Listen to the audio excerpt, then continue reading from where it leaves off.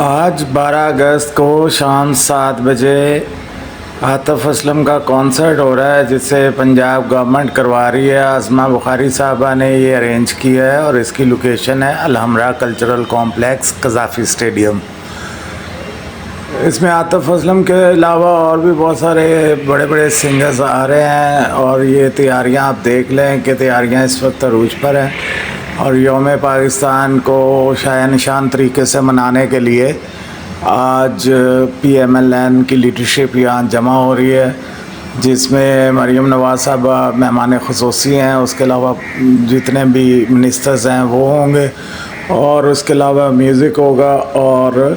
بڑی تعداد میں مسلم لیگ نون کے ورکر اور گورنمنٹ کے جو آفیشلز ہیں وہ اس ایونٹ میں شرکت کر رہے ہیں۔ تو جو لوگ مفت عاطف اسلم کا کانسرٹ اٹینڈ کرنا چاہ رہے ہیں وہ اس شو میں شرکت کر سکتے ہیں، اور کچھ نہ ہو ویڈیوز اور ٹک ٹاکس تو بن ہی سکتی ہیں۔